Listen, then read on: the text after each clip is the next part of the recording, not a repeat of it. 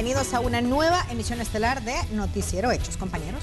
Así es, estamos ya en el día jueves 3 de octubre de 2019. Tenemos mucha información que detallarles en esta noche, así es que le pedimos a usted que se quede con nosotros por la siguiente hora y media, que es lo que dura esta entrega de noticias. Así es, muchísima información. Buenas noches, compañeros, y qué gusto también acompañarlos a todos ustedes.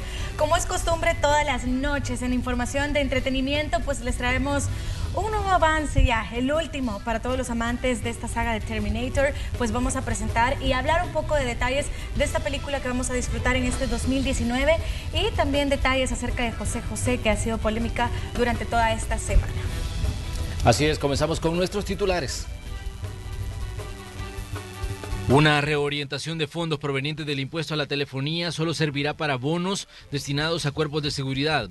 Los diputados se negaron a aprobar 2.7 millones de dólares que el Ejecutivo solicitaba para inversión en espacios públicos.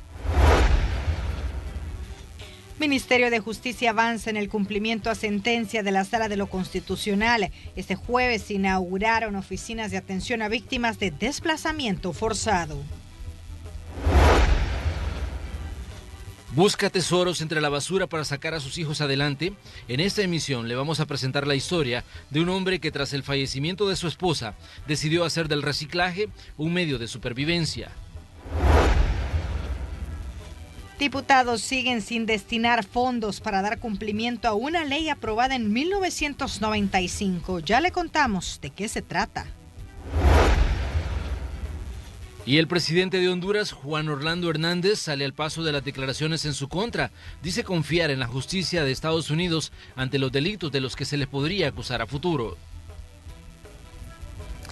Iniciamos con el detalle de la información contándole que con el respaldo de 77 diputados se reorientaron fondos para pagar bonos y alimentación para soldados y policías que están en tareas de seguridad pública. Sin embargo, dejaron fuera fondos que serían destinados a inversión en espacios públicos.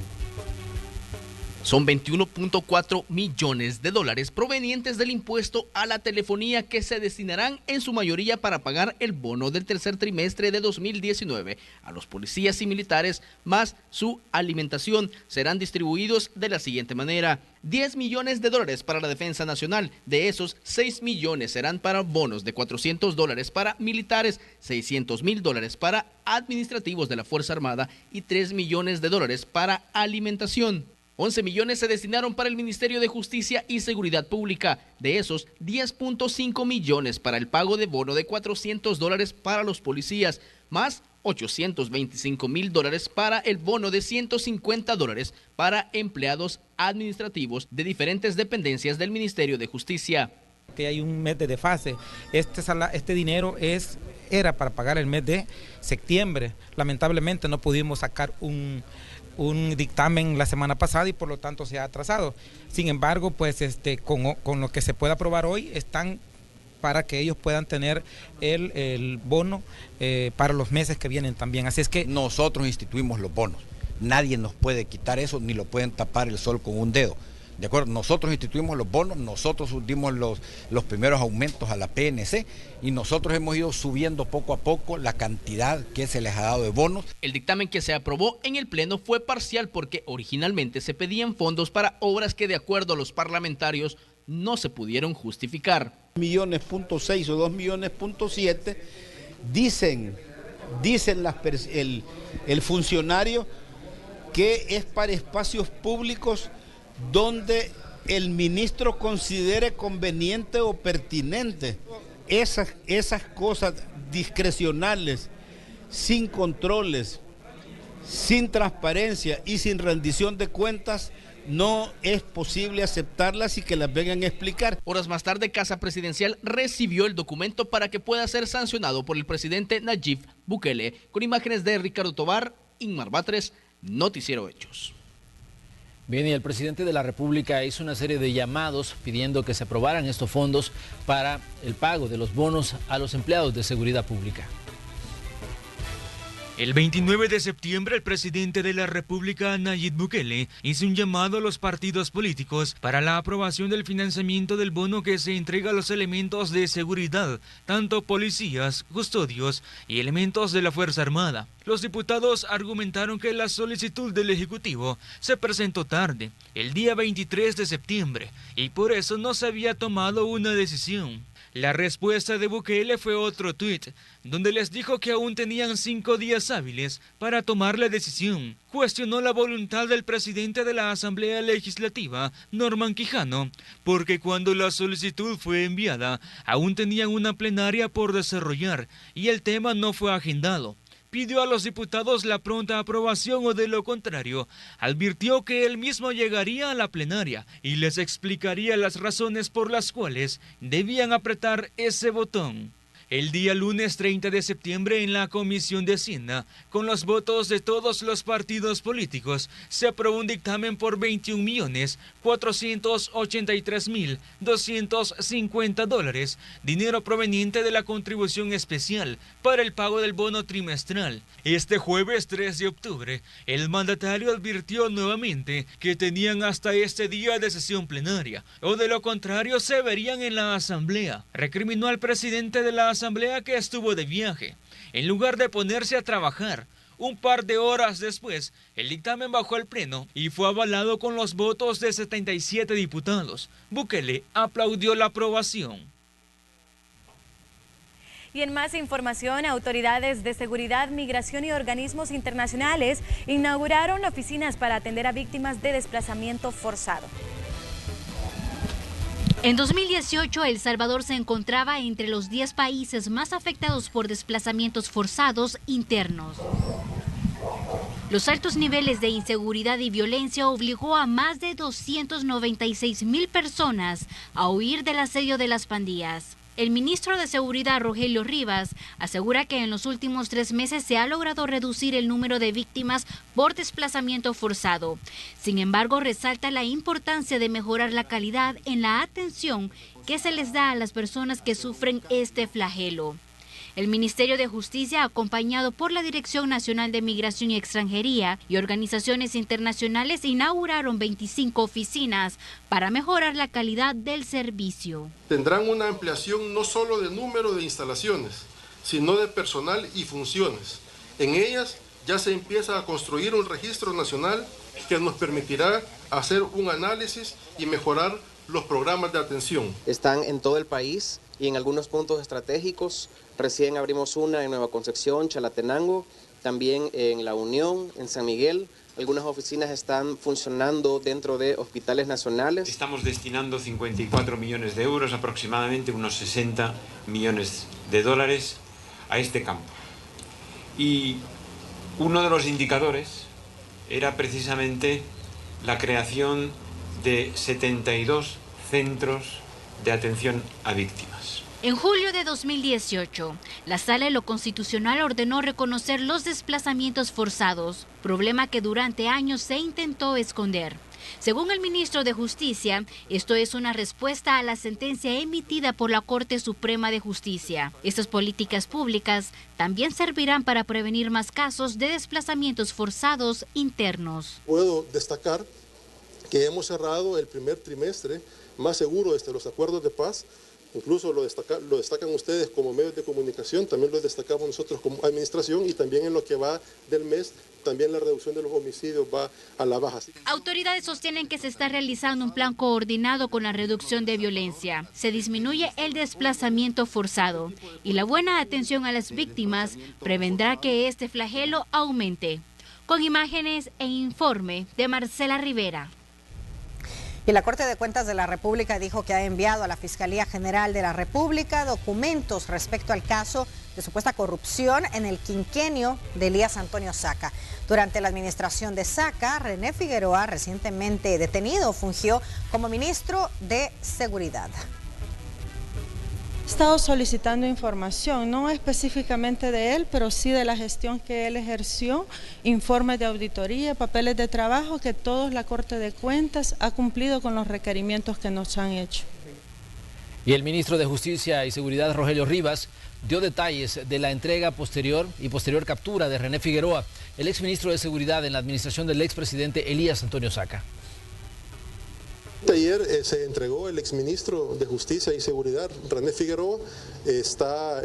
Lo tenemos aquí en la división fronteriza de aquí de la Policía Nacional Civil, esto es aquí contiguo al Adán. Ahí está él recluido esperando que la Fiscalía pues no lo requiera o algún tribunal para que inicie su proceso legal que le tocará enfrentar. Pero sí, él fue quien llegó a la Fiscalía a preguntar si existía algún aviso de investigación en contra de él, y ahí fue pues capturado porque efectivamente sí estaba siendo buscado por la Fiscalía por los actos que se le acusan. Tenemos otras noticias nacionales en el siguiente resumen. En San Miguel, un accidente de tránsito dejó como resultado una persona lesionada.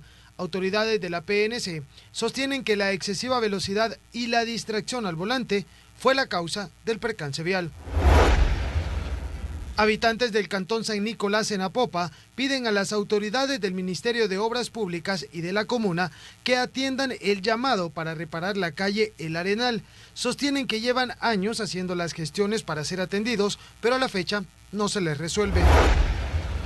Un accidente de tránsito sobre el kilómetro 16 de la carretera a Los Chorros generó una fuerte carga vehicular. El conductor de una rastra perdió el control y colisionó con los dos separadores en el sentido que conduce de Lourdes Colón hacia Santa Tecla. Una persona resultó lesionada, quien fue atendida en el lugar por Cruz Roja salvadoreña. Un operativo de Casa Segura dejó como resultado una mujer de nacionalidad nicaragüense y 2 personas más capturadas. Ellos son acusados del delito de ocupación ilegal de inmueble. Cuerpos de seguridad sostienen que este tipo de operativos están enfocados a la recuperación del territorio y represión del delito, con el fin de que los propietarios recuperen sus inmuebles y así combatir el hurto de servicios. Y en el Departamento de la Libertad se registró un triple homicidio. Entre las víctimas se encuentra un supuesto sicario. Más detalles en la siguiente nota. Un grupo de sujetos fuertemente armados asesinaron en el cantón El Tigre del municipio de Zacacoyo, La Libertad, a 3 personas. De acuerdo a las investigaciones, una de las víctimas, identificada como Eduardo Calles, de 54 años, enfrentaba un proceso judicial en su contra por el delito de homicidio, pues se le involucraba con un grupo de sicarios que opera en la zona. A mediados de este año, las autoridades de centros penales lo incluyeron en el proceso de fase de confianza, recobrando así su libertad.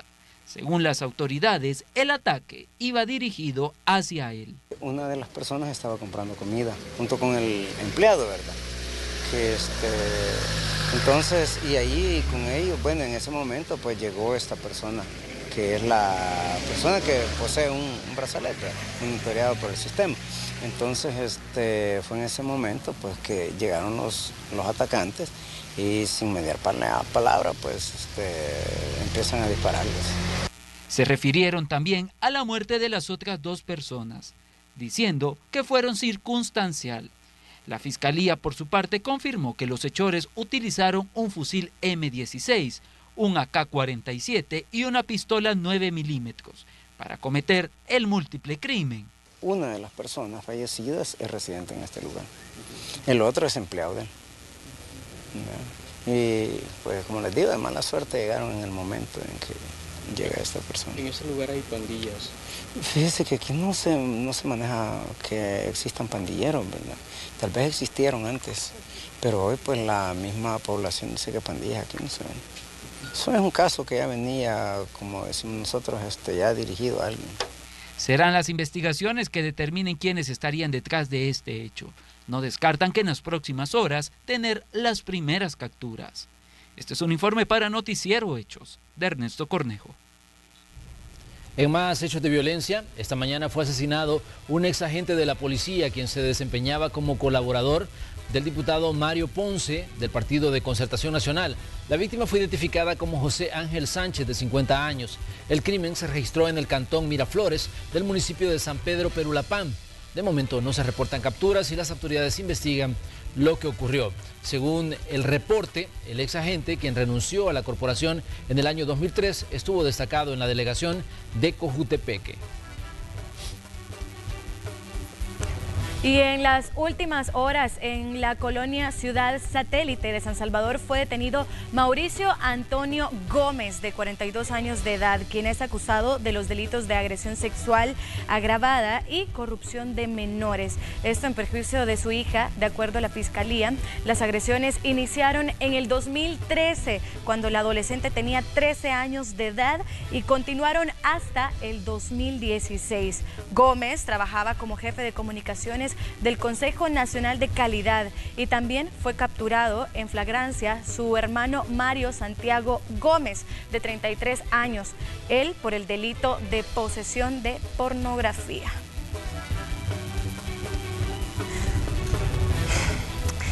Y contarles también que 14 personas, ahí las veremos en pantalla, presuntos miembros de pandillas, fueron capturados en Santa Ana. A los detenidos se les acusa de delitos como hurto, extorsión agravada, violación, estafa y tráfico de personas. Autoridades señalan que entre los detenidos se encuentra además un líder de estructuras criminales. 16 personas que han sido detenidas por diferentes delitos en el territorio del departamento de Santa Ana. Entre ellos, me permito mencionarles la detención con orden judicial de Elmer Javier Flores Reyes, de 18 años, es apodado el Chavi. Este sujeto es miembro de la MS y lo tenemos entre los 100 más buscados. Esta persona es responsable de haber cometido un doble homicidio en perjuicio de José David Peñate Sainz e Irving Mauricio Juárez Arriola. El hecho fue cometido el 3 de enero del año 2016 en el cantón Ayuta del departamento de Santa Ana. Es momento de que vayamos a una pausa comercial, pero le queremos invitar a que mañana no se pierda el espacio de la entrevista de Hechos AM. Vamos a estar conversando con el ministro de Medio Ambiente, Fernando Andrés López. Vamos a estar hablando sobre una iniciativa que presentó la región centroamericana en la Cumbre por Acción por el Clima en Naciones Unidas en la pasada semana. Así es que le invitamos desde ya a que no se pierda esta entrevista, porque vamos a estar hablando también sobre las condiciones que está enfrentando El Salvador ya casi al cierre de 2019. Bien, y con esa invitación nosotros vamos a una pausa comercial, pero en breve regresamos con más noticias.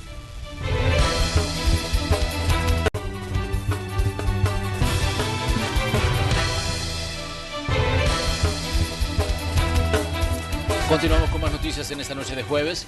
Una de las obligaciones de la Asamblea Legislativa es auditar a la Corte de Cuentas. Sin embargo, no se hace desde 2016. Y el panorama podría seguir igual porque todavía no se incorporan fondos para ese rubro.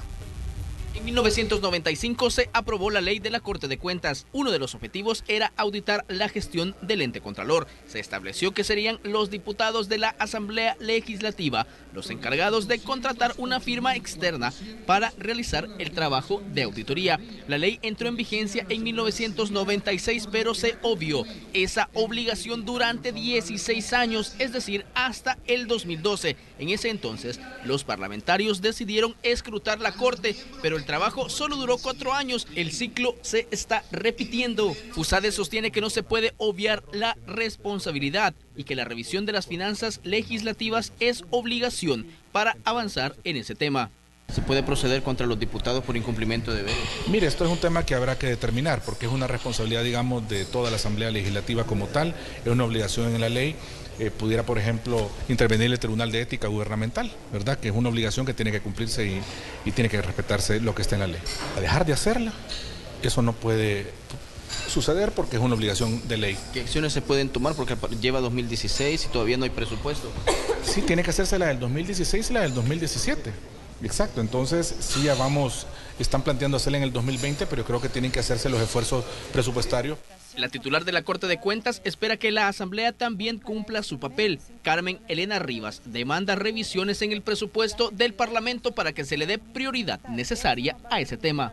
Estaba muy contenta de que nos iban a auditar ya nuestra gestión, ¿verdad? Pero parece que han retirado el dinero que tenían para esta consultoría pero esperamos todavía el próximo año que lo puedan hacer en ejecución, algún reajuste presupuestario y que le den la importancia.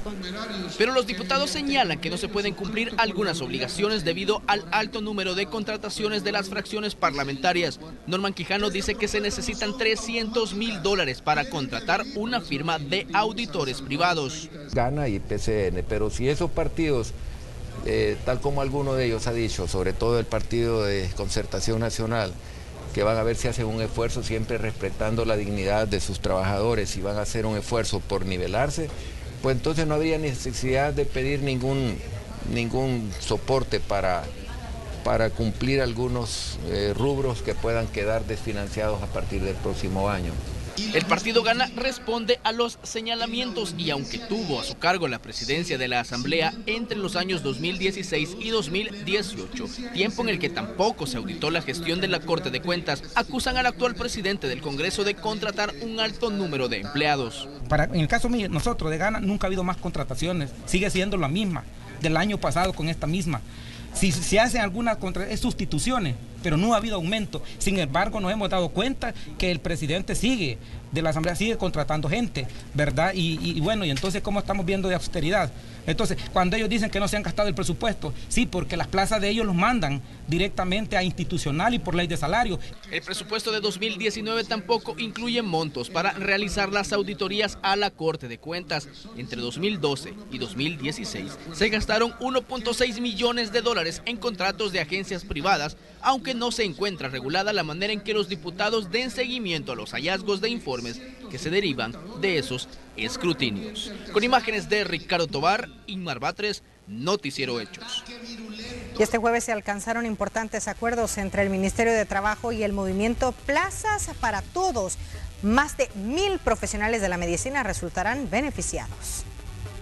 1.200 profesionales en medicina interna y médicos en año social serán los beneficiados con el acuerdo alcanzado entre el movimiento Plaza para Todos y el Ministerio de Trabajo, quienes podrán optar por un salario. En seguimiento a lo convenido, el señor ministro de Trabajo informó sobre los acuerdos de esta mesa de diálogo al presidente de la República, quien giró instrucciones al ministro de Hacienda para realizar los ajustes necesarios entre las diferentes carteras de Estado, a fin de concretar por primera vez un reconocimiento al trabajo de este sector. Esta es una apuesta a la vida, es una apuesta al recurso humano, es una apuesta que El Salvador vale la pena. Y dentro de ese presupuesto de salud van las 1.209 plazas. Asimismo, los profesionales en medicina tendrán otros beneficios como los bonos que serán entregados a finales del año. Este nuevo gobierno toma la decisión de otorgar un bono en el mes de diciembre del presente año por un monto de $700 exactos a los médicos residentes en año social e internado rotativo del Sistema Nacional de Salud. Las autoridades piden a los diputados que se apruebe un presupuesto en el cual se incluyen los fondos para contratar las 1.200 plazas. Este es un informe de Marcela Rivera. Bien, y en la Asamblea Legislativa los diputados votaron para superar un veto de la presidencia sobre la ley de Fosalud. Sobre este tema nos amplía Tatiana Funes, quien se encuentra precisamente en el Salón Azul de la Asamblea Legislativa. Es de recordar que los diputados aprobaron una reforma a una ley. Esto fue vetado por el presidente en funciones, Félix Ulloa, mientras el presidente Nayib Bukele se encontraba en la ciudad de Nueva York. Esto regresó vetado a la Asamblea Legislativa y hoy los diputados decidieron superar ese veto. Tatiana Funes nos tiene más. Tatiana, buenas noches. Bien, más adelante vamos a tener esta información, pero les repetimos que esto ha sido superado en la Asamblea Legislativa. Los diputados se pusieron de acuerdo y lograron superar la decisión que tomó Félix Ulloa en su calidad de presidente en funciones. Este jueves, al menos 19 organizaciones sociales mostraron su postura al diseño e instalación de las ICIES en el país. Los detalles los vemos a continuación. A abrir el diálogo político con la sociedad civil en torno a las ICIES, los acuerdos avanzados hasta el momento y el modelo que busca impulsarse en esta oportunidad tan histórica para El Salvador. Es lo que exigen alrededor de 19 organizaciones sociales en cuanto al diseño y la instalación de la Comisión Internacional contra la Impunidad en El Salvador, además de involucrar a los órganos de Estado y fortalecer la institución encargada de investigar penalmente actos de corrupción, la Fiscalía General de la República. Como organizaciones creemos que es una oportunidad importantísima para el país para poder contar con un mecanismo que con el apoyo internacional logre fortalecer de una vez por todas nuestro sistema de justicia, para acabar con la impunidad y en ese sentido también perseguir, sin importar de dónde venga la corrupción, a aquellas personas, a aquellos funcionarios públicos o cualquier otro particular que ha hecho un uso indebido de los recursos del Estado y en sí de los recursos del poder. Avalan la participación de organismos internacionales, pero establecen que se debe de conocer desde ya los roles que tendrán en la Comisión Internacional contra la Impunidad en El Salvador. Un mecanismo como las CICIES debe abarcar y debe ser vinculante no solo al órgano ejecutivo, sino también a la Asamblea Legislativa, al órgano judicial, a la Fiscalía General de la República, con quien debe hacer una coordinación cercana y permanente para poder hacer una persecución efectiva de los delitos, ya sea de corrupción o delitos que afecten de manera amplia los derechos humanos de la población. En este caso, uno de los requerimientos que como organizaciones hemos estado haciendo, en este caso al gobierno, en la implementación de las CICIES, es observar las debidas garantías para que este organismo sea totalmente independiente, no solo del gobierno, sino que de cualquier poder fáctico que pueda existir dentro del Estado salvadoreño para que pueda realizar esta labor de acompañamiento en la investigación del delito que le corresponde en este caso a la Fiscalía General de la República. El proceso de instalación de las CICIES inició el pasado 6 de septiembre con la firma de un convenio entre el secretario general de la Organización de Estados Americanos, Luis Porto, y el presidente Nayib Bukele. Posterior a eso, se conoció el interés de la Unión Europea en involucrarse en la comisión y de la Organización de las Naciones Unidas. Con imágenes de Juan Castellanos, Nelson Quinteros, Noticiero Hechos. En más información, Luis Cardenal, presidente de la Asociación Nacional de la Empresa Privada, dio su postura sobre el proyecto del Presupuesto General 2020. Además, se refirió al tema de los subsidios. El subsidio al transporte público está mal focalizado, según Luis Cardenal, presidente de la Asociación Nacional de la Empresa Privada, ANEP. A su criterio, deberían de entregarse a los usuarios y no a los dueños de las unidades. Por autobús reciben $400 y $200 por microbús. Es decir, que cada mes se desembolsan más de 3 millones para el pago de 10.000 unidades. Pero ahorita se hace un subsidio generalizado y entonces reciben el subsidio probablemente aquellos que no merecen recibirlo. Y en algunos casos el subsidio ha permitido que algunos, no voy a decir todos porque quiero dejarlo eso bien claro, pero algunos pícaros que están en el negocio del transporte, que tienen un bus parado, pero por el hecho de tener el bus con la placa y todo, reciben un subsidio por un servicio que no están prestando. Proponen, en cuanto a los subsidios de energía eléctrica, transporte y gas licuado, se otorgue verdaderamente a las personas que lo necesitan, porque hay quienes se lucran con este beneficio.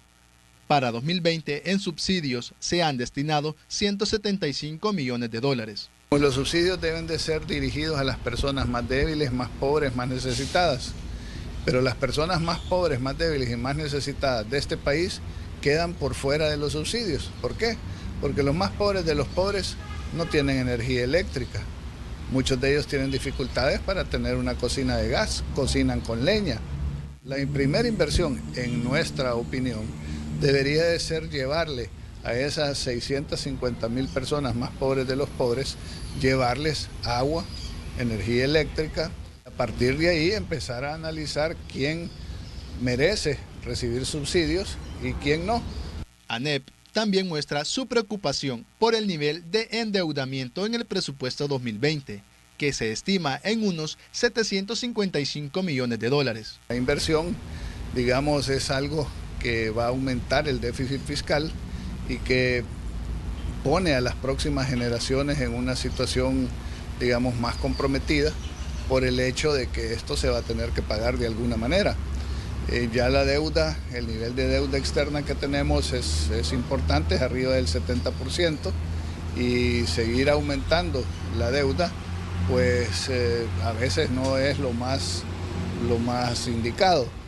Entendemos que en este caso particular no queda otro recurso que de ahora en adelante los presupuestos se midan en base a resultados y así sepamos si la forma en que se está gastando o se está invirtiendo es la más adecuada y es la que el país necesita. Ve positivo las oportunidades laborales que se obtendrán en Estados Unidos, con las visas de trabajo que se obtendrán en los próximos días para salvadoreños en el sector agrícola. Eric Alfaro, Noticiero Hechos. El presidente de Bandesal se reunió con empresarios de las pequeñas y medianas empresas para compartirles la nueva visión estratégica y el apoyo a brindar a través de la Gerencia de Entrenamiento y Desarrollo Empresarial.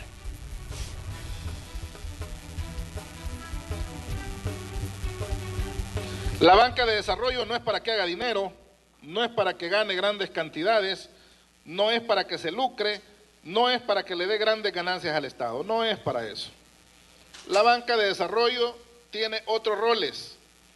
El primero de ellos es respaldar y apoyar con financiamientos oportunos y en las mejores condiciones a los diversos sectores productivos, pero principalmente a la micro, pequeña y mediana. Y el Instituto Nacional de la Juventud y el Fondo Internacional de Desarrollo Agrícola oficializaron una alianza con el fin de lograr la inclusión social y económica de la población joven rural de El Salvador. El FIDA donará al INJUVE $500,000 para impulsar acciones concretas de inserción laboral y productiva para los próximos 3 años, que va a beneficiar a jóvenes de Sonsonate, Zacatecoluca y también Usulután. Las políticas públicas es el mejor instrumento para cambiar realidades, para transformar y promover programas de desarrollo inclusivos en los que participa la juventud rural.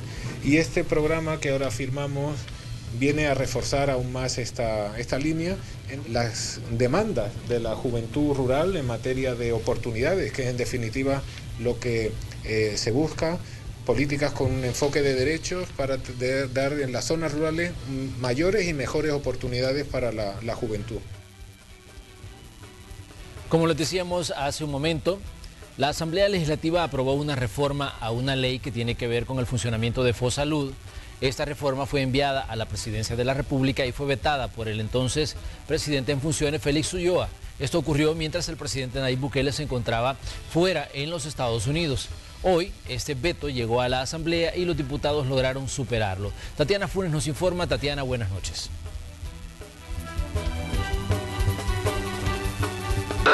Así es, muy buenas noches. Este día, con 72 votos, los parlamentarios superaron por primera ocasión un veto del presidente de la República, Nayib Bukele. El mandatario vetó un decreto de la reforma de la ley de Fosalud para que se incrementen los recursos financieros a esa institución y poder garantizar el pago de salarios y prestaciones como horas extras a los médicos internos en servicio social y odontólogos de Fosalud. Porque parte de la argumentación ahora se está centrando en que lo van a incluir en el presupuesto el próximo año. Es decir, no es que haya falta de recursos, lo que hay es falta de voluntad política para cumplirle a los gremios vinculados a la salud. Puedan realmente tener lo básico y lo necesario, no que si ahora uno va a los hospitales, realmente no está acorde. Y también en los turnos, es decir, que hay suficientes motivos para haber hecho ese decreto y también hay suficientes motivos para superarlo.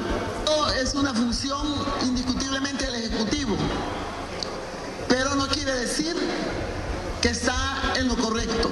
Por su parte, la bancada de Gana no dio sus votos para superar este veto y dicen de que se trata de una inconstitucionalidad y acudirán a la Corte Suprema de Justicia. Pero lo que no estamos de acuerdo es la forma que los limita a los diputados a hacer decretos sobre la función de las finanzas del Estado. No estamos de acuerdo en superar el veto porque sí lo consideramos que es inconstitucional y esperamos pues que la Sala de lo Constitucional dirima este proceso.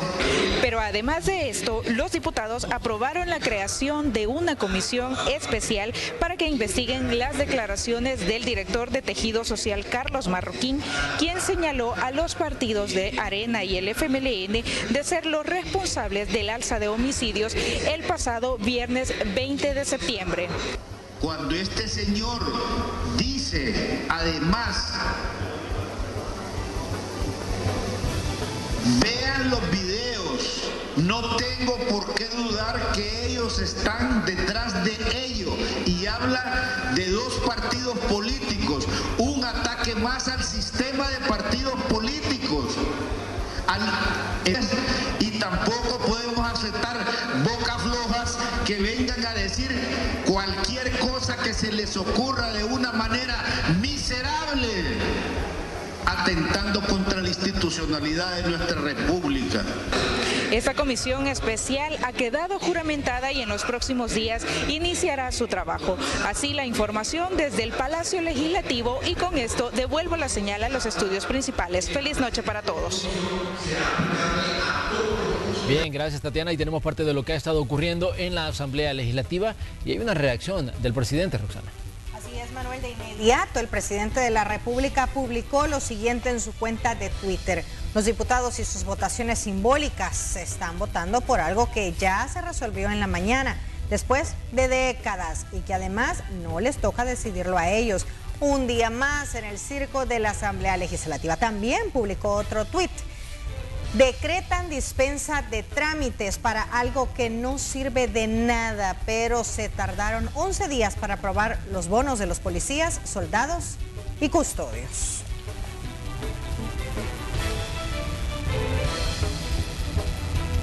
Bien, y esa es la reacción del presidente Nayib Bukele a estos temas de país y cómo ha sido la jornada en la Asamblea Legislativa. Exactamente, este último se refería específicamente a la comisión que se ha creado para investigar declaraciones que daba el director de la Unidad de Tejido Social, Carlos Marroquín, quien en un espacio de entrevistas habló y dijo que el repunte de homicidios tenía que ver con los partidos políticos y mencionaba específicamente a Arena y el FMLN. Él fue llamado a la Comisión de Seguridad de la Asamblea, se armó una discusión tremenda y al final que les mostramos, no quedaron satisfechos.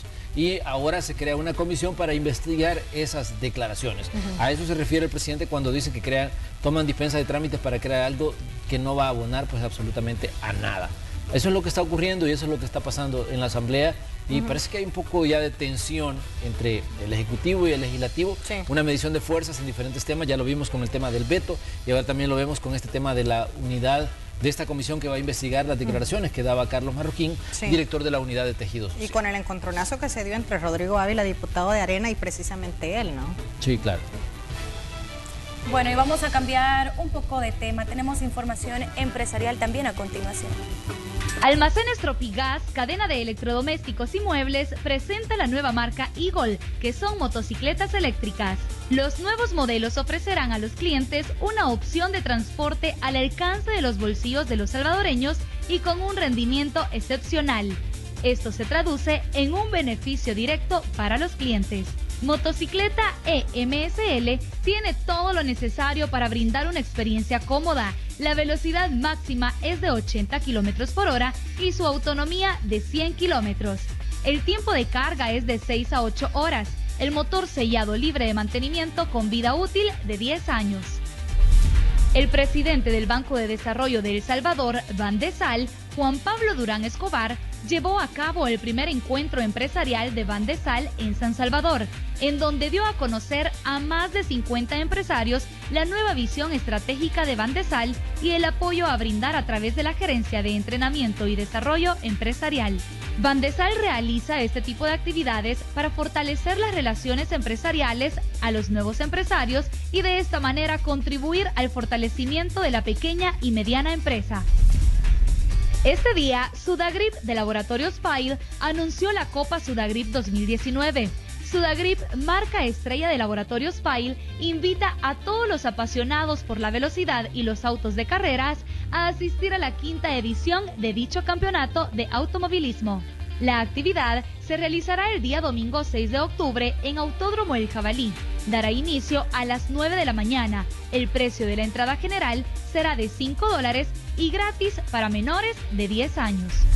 Davivienda y Plan Internacional anunciaron el fortalecimiento de su alianza para promover los derechos de las niñas en el marco del 11 de octubre, Día Nacional e Internacional de la Niña. Banco Davivienda se ha comprometido a apoyar la entrega de 300 becas que consisten en apoyo para transporte, alimentación y libros. Ahora, las y los clientes de Davivienda conocerán más sobre esta iniciativa a través de diversos canales como cajeros automáticos, ATM, kioscos APP y conexión personal y envíos de correo directo, entre otros. Bien, y con esta información nosotros nos vamos a una pausa comercial. No nos cambie, que tenemos más hechos que presentarles más adelante. Ya regresamos. Esta noche queremos presentarle una historia que a muchos nos tocará el corazón. Y es que en Acajutla, Sonsonate, conocimos el caso de un hombre de 53 años que perdió a su esposa debido a una enfermedad. Él se ha quedado a cargo de sus hijos y los está sacando adelante, escuche usted, vendiendo una artesanía que elabora literalmente con basura. Julio Guevara tiene su historia.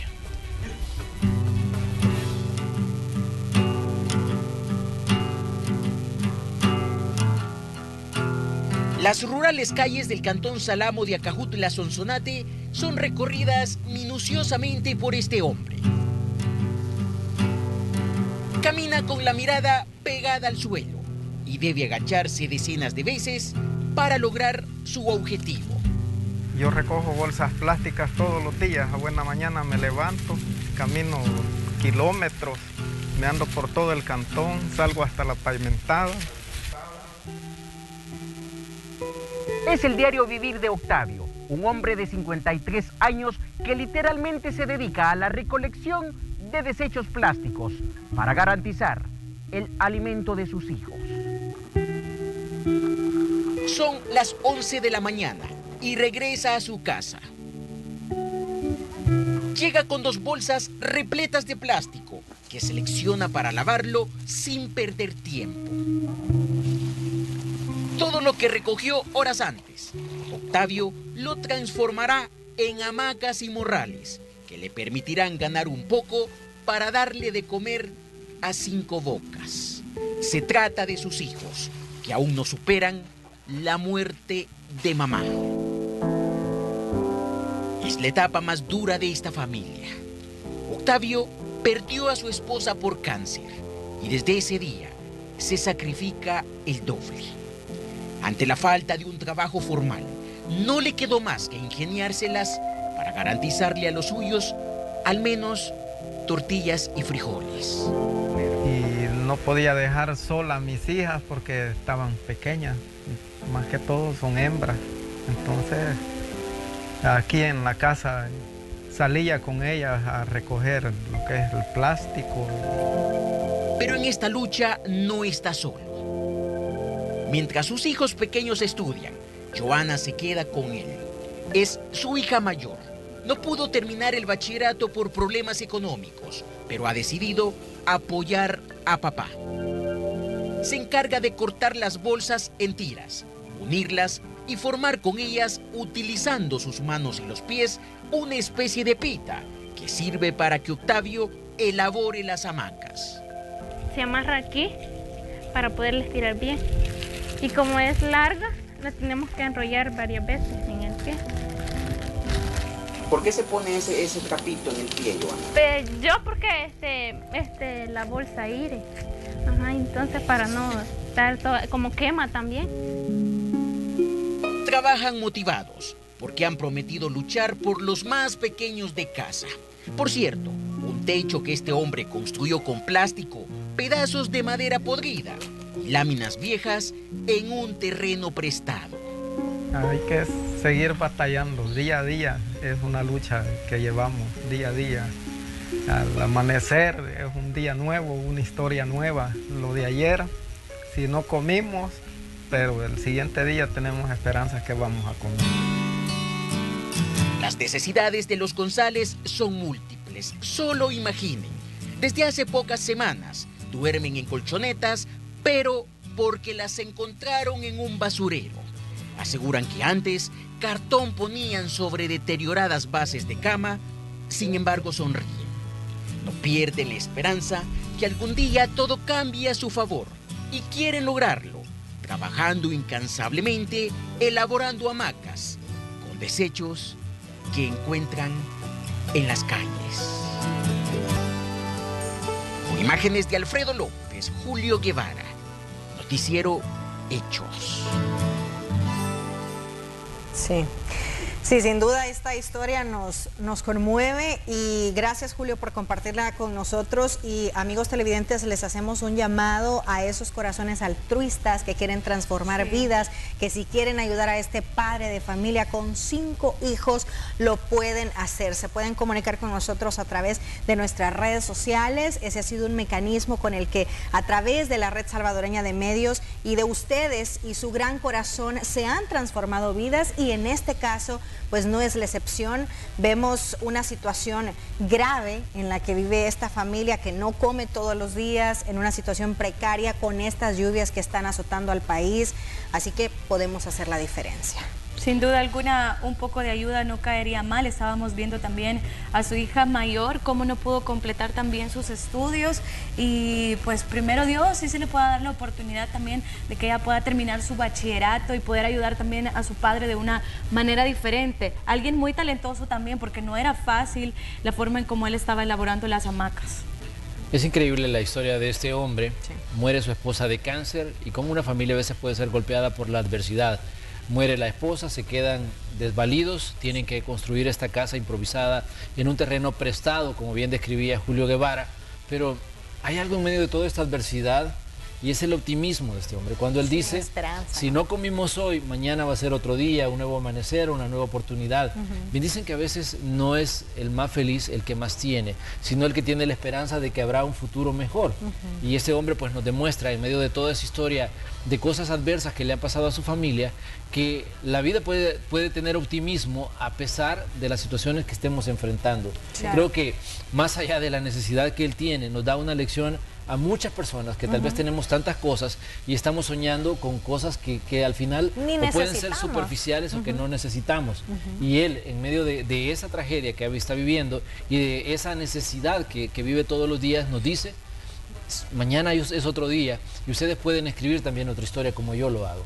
Así que gracias a él por su mensaje, palabras muy bonitas y muy sabias, realmente muy llenas de optimismo, y que son muy buenas en estos tiempos que viven en El Salvador. Esperemos que haya ayuda para ustedes, para su familia, y que las cosas definitivamente les cambien y que no tengan que tener tanta necesidad.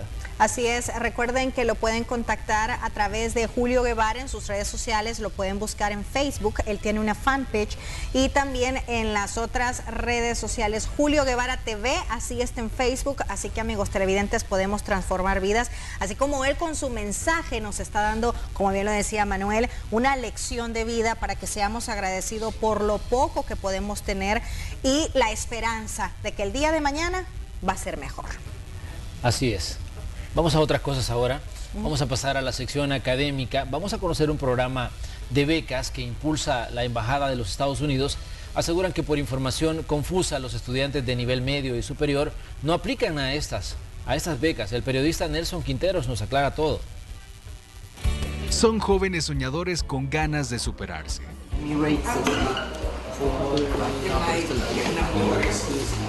Buscaron una oportunidad en Education USA, un programa de becas que impulsa la Embajada de los Estados Unidos. Most difficult one for many people is the knowledge of the English language, okay? La mayoría son becados en universidades estadounidenses. Stanley Joel es uno de ellos. Estudiaba ingeniería en sistema en el país, pero decidió buscar oportunidades en el extranjero. Aplicó a una beca y logró obtenerla. Regresó al país y ahora es gerente general de una empresa. I enrolled in is through my university. I studied in the Universidad Don Bosco, and they originally made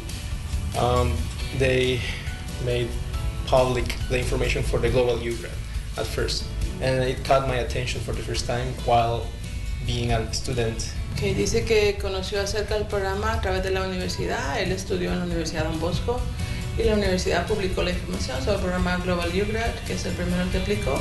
Y eso pues le llamó la atención y se decidió aplicar. Stanley nos contó que uno de sus grandes retos fue acostumbrarse a una cultura diferente, pero estaba determinado a demostrar que cuando se quiere, se puede. I think it was difficult at first only because it's there's so many things are different at first. So for example, for my first program I went to Wisconsin, and it was my first time experiencing cold, like real cold. I remember getting out of the plane and like completely freezing. Bueno, dice que al principio sí fue un poquito difícil la adaptación, especialmente pues porque nunca había dejado su familia, y que en la primera beca que participó estuvo en Wisconsin, donde es muy frío, y recuerda que cuando salió del aeropuerto estaba tan frío que pues ya ahí empezó a sentir la diferencia, ¿verdad? Pero luego con el tiempo se fue adaptando. Education USA cuenta con 2 programas de becas, Opportunity y Salvadoreños Americanos. Están destinados a estudiantes que desean prepararse en diferentes universidades de Estados Unidos. Pero, ¿cuáles son los requisitos? Todo el que ya se graduó de bachillerato puede meter la solicitud. Estamos orientados en gente que no tiene muchos recursos, ¿verdad? La gente que puede pagar pues tiene otros medios para capacitarse o aprender estas cosas. Pero la gente de menos recursos pues tiene esa oportunidad de aplicar a Opportunity. Por supuesto que hay ciertos requisitos como tener dominio del idioma inglés, ¿verdad? Porque eso sí no lo podemos obviar, porque cualquier universidad para admisión le va a pedir inglés avanzado. Los representantes de Education USA ponen a disposición diferentes medios para informarse y poder aplicar a las becas. Aún existen muchos espacios a disposición de los jóvenes. Quiero invitarles a conocer más información sobre nuestros programas de becas en el sitio web de Education USA, que está como educationusa.state.gov, o también pueden buscarnos en nuestra página de Facebook, donde pueden encontrar más información. Igual, si ustedes prefieren Twitter, también pueden encontrar la información de forma actualizada. Este fin de semana se realizará una feria universitaria en el Centro Cultural Americano de 9 a 11 de la mañana. Bien, ahí tenemos parte de ese programa de becas Education USA. Si usted está interesado, pues busque información y seguramente puede encontrar una oportunidad para prepararse fuera de nuestras fronteras, y qué mejor con cosas que tal vez desconoce y que luego pueden ser muy productivas para usted. Vamos ahora con más información. Tenemos en la línea al ministro de Trabajo, Rolando Castro. Les decíamos que en la Asamblea Legislativa fue superado un veto que impuso el presidente en funciones, Félix Ulloa, mientras el presidente Nayib Bukele estaba fuera del país, a una reforma legal que se hizo en la Asamblea Legislativa y que implica nuevas obligaciones. El presidente decía hace un momento en un tuit que ese era un problema que ya se había resuelto, pero tenemos, como les decíamos, en la línea a Rolando Castro, que es el ministro de Trabajo. Ministro, ¿cómo toman ustedes esto que ha pasado en la Asamblea y estas explicaciones que ellos daban respecto a la decisión que tomaron de superar un veto de la presidencia de la República? Buenas noches, Manuel. Buenas noches, ministro. Poner en contexto de que este es un problema que viene ya de cerca de 30 años, sí, que diferentes niveles generacionales lo han enfrentado, especialmente médicos y años sociales. Estos 30 años refleja 20 años de gobierno de Arena, 10 años del FMLN, que todo el tiempo estuvieron de espaldas ante este problema y nunca lo quisieron enfrentar de forma brutal y respetando de forma directa los derechos de los trabajadores. A raíz de eso, tengo una instrucción directa del presidente de resolver esto de una forma justa, legal, apegado a derecho y digna, y este día culminamos con una negociación basada en 2 aspectos. La primera es contemplada que en el presupuesto 2020 van incorporados 1.209 plazas al nuevo presupuesto de médicos y año social. Resuelto el problema que ni Arena ni el Frente pudieron resolver en 30 años. Ok, hoy dieron lágrimas con este logro inédito, la gente estaba feliz, agradecieron al presidente, y luego el otro punto fue un bono, un estímulo de $700 que serán otorgados en la última semana del mes de diciembre. Eso con un estímulo de nuestro presupuesto que, a pesar de tenerlo desfinanciado, el presidente dijo hay que resolverle esto, muchachos. Pero hoy somos sorprendidos con una dispensa de trámite de la Asamblea Legislativa y superan el veto. ¿Cuál es el problema? Que estos mismos partidos que acabo de escribir hoy en la Asamblea Legislativa le vuelven a dar un golpe a esta gente. ¿Por qué? Por una razón clara, es que esto va a ir a la sala de lo constitucional. Si esto va a la sala de lo constitucional, nosotros como gobierno no podemos resolver, no podemos definir ni un 5 del erario público partiendo de que esto esté en stand-by, en un congelador en este momento, y que pasaría a la sala. Así es que hoy le dieron un zarpazo, le dieron un golpe más a esta pobre gente, que hoy habíamos logrado un acuerdo y que estábamos felices todos. Así es que lamentando siempre la matonería, el populismo barato, el tener diputados más mostrando matonería política que pensando en función de esta gente. Así que yo me voy a reunir ya el día lunes con todos ellos a explicarles la situación de lo que ha pasado y probablemente juntos vamos a ir a la Asamblea Legislativa con ellos, incluso con el sindicato de Fosalud y todos los actores, porque los diputados tienen que hacer su trabajo y no estarse inmiscuyendo en decidir la proyección o prioridades presupuestarias, porque eso le corresponde al Ejecutivo. Así que lamentando, Manuel, estas familias estaban felices, contentas, pero hoy los diputados, con un afán de matonería política, toman una decisión y le dan un golpe a esta pobre gente. Ministro, definitivamente que hay una situación ahí un poco de tensión en la relación ejecutivo-legislativo con este tipo de situaciones. ¿Cómo califican ustedes representante del Ejecutivo en la cartera de trabajo? ¿Cómo toma esta situación que ha ocurrido y cuánta gente sería la afectada tras el acuerdo que ustedes ya dicen habían tomado en la mañana? El espíritu del legislador es la definición de responsabilidades, de atribuciones y de competencias con el Estado en su contexto general. La Asamblea Legislativa tiene facultades, tiene competencias de aprobación del presupuesto, algo que no lo tenemos nosotros como Ejecutivo. Pero las prioridades y la definición presupuestaria esa le corresponde exclusivamente al Ejecutivo. Partiendo de ese vicio de inconstitucional es que nuestro presidente lo veta. Pero al mismo tiempo, con una mano se vota el presupuesto y con la otra me da una orden directa y me dice resolvámosle a esta gente su drama humano que trae por 30 años y que estos gobiernos irresponsables nunca lo resolvieron.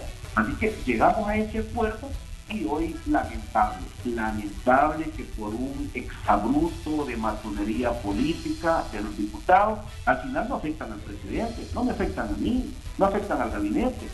Afectarán a 1.209 personas que multiplicado por 4 personas en su núcleo familiar, estamos hablando más de 5.000 personas afectadas con esa superación del decreto, por el único afán de mostrar la matonería política. Lamentando eso, yo insto a los diputados de que respeten las funciones del Ejecutivo, que nosotros somos respetuosos de esos escenarios para construir un país que por supuesto necesitamos peso y contrapeso, pero siempre y cuando sea coherente y pensando en función del pueblo y no hacerse sentir quién tiene el mayor poder. Lamentable esto para estos muchachos, porque hoy, Manuel, repito, hubieron lágrimas, le mandaron al presidente abrazos muy fraternales, porque es el único presidente que ha resuelto en estos 30 años un problema como este, pero lamentablemente hoy los diputados le pegaron un gran golpe y nos dejan en stand-by esta situación y que los acuerdos alcanzados se ponen en riesgo en este momento.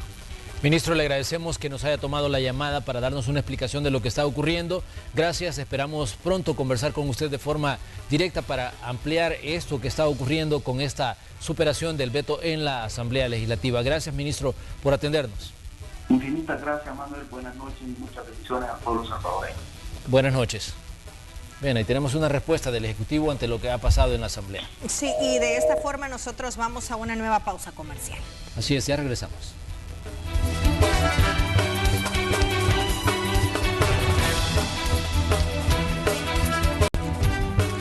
Y para conocer las condiciones atmosféricas que se esperan para las próximas horas, establecemos contacto con el periodista Ernesto Cornejo. Él se encuentra en la unidad de monitoreo del Ministerio de Medio Ambiente y Recursos Naturales. Ernesto, bienvenido, adelante, te escuchamos. Buenas noches, compañeros en los estudios y amigos televidentes. Fuertes precipitaciones hemos tenido a lo largo de este día en diferentes puntos del territorio nacional. Pero para conocer cómo estarán las condiciones climáticas para lo que resta de este día y qué esperamos para el día de mañana, se encuentra conmigo el meteorólogo de turno, Juan José. Bienvenido a Noticiero Hechos. Muy buenas noches, saludos a todos los televidentes. Sí, lo que hemos tenido ahorita es el acercamiento de la zona de convergencia intertropical y una baja presión que se ubica pues en esta parte de aquí del Caribe, lo cual nos está produciendo o nos está manteniendo con fuerte ingreso de humedad desde el Pacífico y nos está provocando estas precipitaciones. Pues para mañana esperamos similares condiciones, las precipitaciones se estarían dando a partir de la tarde y la noche, esperamos siempre tormentas, pues debido también a la condición de bastante nubosidad, las temperaturas pues no estarían tan cálidas, eso es una buena noticia también para la gente de Oriente, pero pues siempre estarían algo cálidas. Ellos estarían esperando temperaturas que ronden alrededor de los 33 grados allá por San Miguel, La Unión. Nosotros que en San Salvador estaríamos con alrededor de 30 grados de temperatura y pues básicamente eso es lo que estaríamos esperando, siempre las precipitaciones debido a la cercanía de esta baja presión y de la zona de convergencia intertropical frente a nuestras costas. ¿La recomendación? Pues siempre mantenerse atento a los pronósticos oficiales del Ministerio de Medio Ambiente, también pues a las recomendaciones de protección civil, ¿verdad? Gracias, Juan José. Esa es la información que les tenemos desde el Ministerio de Medio Ambiente. Regreso a la señal hasta los estudios principales. Bien, ahí tenemos las condiciones del clima, lluvia en diferentes partes del territorio nacional. Esta tarde, de hecho, hemos tenido precipitaciones en diferentes puntos y han continuado durante la noche. La recomendación es que estemos atentos y estemos tomando las precauciones del caso y siguiendo las recomendaciones que dan los voceros de Protección Civil. Así es, hay que tener mucho cuidado al manejar y también para las personas que viven en zonas de riesgo, estar atentas de lo que dicen las autoridades. Ahora vamos con Pamela.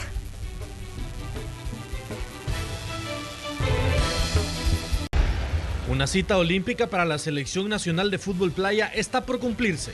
12 futbolistas más el cuerpo técnico comandado por Rudis Gallo recibieron el pabellón nacional en manos del presidente del Comité Olímpico de El Salvador, Eduardo Palomo, y en presencia del presidente de la Federación Salvadoreña de Fútbol, Hugo Carrillo, listos para viajar a los Juegos Mundiales de Playa a disputarse en Doha, Qatar, del 11 al 16 de octubre próximo. Que tengan fe en ellos, ¿verdad? Y que obviamente teniendo en fe en ellos y en Dios, yo estoy seguro que se va a lograr los sueños que se han bordado se van a materializar, ¿verdad? Yo se lo solicitaba en público el otro día. Si esta forma de trabajo de la selecta de playa la adoptaran los otros procesos de selecciones, no tengo la menor duda de que El Salvador estuviera en todos los mundiales. Por tercer torneo consecutivo en esta selección, Rudis Gallo incluye en la nómina a un jugador que debuta en certámenes internacionales. Esta vez será el turno de Jason Urbina, oriundo de Ilopango, quien junto a sus compañeros buscarán la gesta, luchar en el grupo D, junto con Rusia, Uruguay y Japón. La situación es que tengamos fe en Dios, que tengamos fe en el trabajo que se está haciendo, o sea, porque nosotros hemos visto prácticamente la evolución de la modalidad y nosotros no estamos lejos de la evolución de la modalidad de fútbol playa. Los guardametas como han crecido, los rusos han crecido con los guardametas, los japoneses también, los uruguayos igual y así, todos los países. Entonces, estratégicamente pues el volumen de juego de la selección es muy bueno. Solo una selección avanzará a la etapa de semifinales en estos Juegos. El Salvador debutará el viernes 11 de octubre ante Rusia, potencia mundial en la disciplina. El futbolista salvadoreño Rodolfo Zelaya se encuentra en el país tras perderse el microciclo de trabajo con la selección por un problema familiar. Sin embargo, el delantero de Los Ángeles FC ya se puso a disposición del preparador físico de la selecta, Fernando Guerra, para ponerse a punto antes de la concentración por fecha FIFA a partir del domingo, pensando en los 2 juegos por Liga de Naciones ante Montserrat y Santa Lucía, que serán claves para la azul y blanco, buscando un boleto a la próxima hexagonal final de eliminatoria mundialista. Y esta es la información deportiva de las últimas horas. Pasen feliz noche. El volcán Popocatépetl, actualmente activo, se inquietó desde la madrugada y registró 3 explosiones acompañadas de material incandescente. De acuerdo con Protección Civil en México, una emisión provocó una columna de ceniza de aproximadamente 2 kilómetros de altura que se dispersó al noreste. Ahí tiene las imágenes impresionantes, por cierto, de las explosiones de este volcán que se mantiene activo y en alerta a las autoridades. Y la Corte Federal del Distrito Sur de Manhattan es la sede donde se ventila por segundo día consecutivo el caso contra Juan Antonio Hernández Alvarado, hermano del presidente hondureño Juan Orlando Hernández, quien ha sido acusado de 4 delitos, entre ellos conspiración para la importación de cocaína y posesión de ametralladoras y dispositivos destructivos. Laura Sepúlveda, periodista de La Voz de América, le está dando seguimiento a este proceso judicial y nos informa. Laura, te escuchamos. Víctor Hugo Díaz se convierte en el primer testigo cooperante del proceso judicial que enfrenta Juan Antonio Hernández, alias El Rojo, como ha sido conocido este personaje. Aseguró haber entregado montos de $5,000 y $10,000 al acusado para recibir información que permitiera evitar incautaciones y también detenciones de su equipo de trabajo, el que le permitía llevar a cabo todas estas envíos de cocaína que llegaban desde Colombia, pasaban por Honduras y tenían como destino final Estados Unidos. Asimismo, se refirió a Juan Carlos Valenzuela como un personaje, quien es actualmente un congresista hondureño y quien habría estado presente en diferentes encuentros que sostuvo con narcotraficantes y en los que dialogaron sobre las labores que iban a llevar a cabo y unos envíos que iban a hacer. Asimismo, habló de $40,000 que le habría entregado a Juan Antonio Hernández para apoyar la campaña de su hermano, de Juan Orlando Hernández, al Congreso. Esto antes de que fuera presidente. Estuvimos también hablando con el hermano del acusado, con Amílcar Hernández, quien se refirió a qué consideraría sería un fin justo en medio de este proceso judicial. Mire, yo me remito a lo que he visto en las películas y a lo que he leído de lo que es la justicia estadounidense. Y si es lo que yo he visto, yo esperaría que Juan Antonio Hernández el veredicto sea de no culpabilidad. Este viernes a las 10 de la mañana, hora de la costa este de los Estados Unidos, continuaremos en la tercera jornada de este proceso judicial y seguiremos escuchando a alias El Rojo, quien al parecer tiene muchos más detalles por entregar, pues la Fiscalía ha decidido llamarlo durante una nueva jornada para seguir adelante en el interrogatorio. Después, el turno la tendrá la defensa para intentar desestimar las versiones entregadas en medio de este proceso judicial, que se estima puede durar entre 10 y 12 días hábiles. Desde la ciudad de Nueva York, soy Laura Sepúlveda de La Voz de América.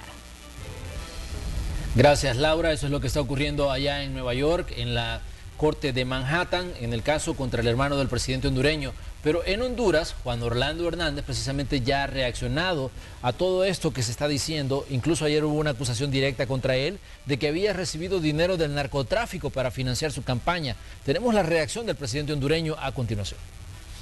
En conferencia de prensa, el presidente hondureño Juan Orlando Hernández respondió a los señalamientos lanzados por el fiscal neoyorquino Jason Richman, quien incriminó al mandatario Hernández con bandas de narcotráfico internacionales, al decir que su gobierno recibió fondos provenientes de carteles mexicanos a cambio de protección, incluyendo a figuras como Joaquín El Chapo Guzmán.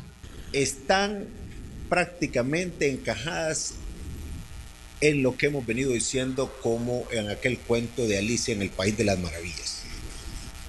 Solo falta que en algún momento digan que vieron resucitar a Pablo Escobar y que vino a contribuir a la campaña. Confiamos en la imparcialidad y la seriedad de la justicia norteamericana, que se podrá separar la fantasía de la verdad y podrá dirigirse a un juicio para evitar que se convierta en un linchamiento público sin aplicación real del derecho. Juan Orlando Hernández dice confiar en la justicia norteamericana y vaticina que en los próximos días se podrían desprender historias novelescas en su contra. Estos días estarán llenos de alegaciones absurdas, basadas en mentiras, en odio, en fantasía, dirigidas a no respaldar hechos, sino a ganar titulares en los medios de comunicación. Me pregunto, ¿quiénes son los más interesados en desacreditar y desestabilizar al único gobierno que ha atacado de frente al narcotráfico, a las maras y pandillas, que ha enfrentado a policías corruptos y que se ha ido contra el crimen organizado sin límites, más que la ley? El mandatario aseguró además que el juicio contra su hermano servirá de tribuna para que grupos criminales busquen venganza. Juan Orlando reiteró además su compromiso contra el narcotráfico, señalando que durante su gestión se ha extraditado a Estados Unidos a 24 traficantes de droga. Este es un reporte de Antonio Valladares para Noticiero Hechos. Bien, ahí tenemos la reacción del presidente hondureño ante esto que ha acaparado titulares a nivel mundial. Claro, son serias las acusaciones que le realizó un ex narcotraficante en esta corte de los Estados Unidos, en la que lo vincula junto a su hermano de recibir sobornos, de recibir dinero de Joaquín El Chapo Guzmán para financiar su campaña y además para permitir que se pasara la droga proveniente de Colombia, después Honduras, para luego ser trasladada a los Estados Unidos. De hecho, algunos estudios de la DEA dicen que el 80% de la droga que llega a Estados Unidos pasa por Honduras. Alarmante, ¿no? Bueno, vamos a la pausa. Vamos a la pausa y nosotros ya regresamos con más.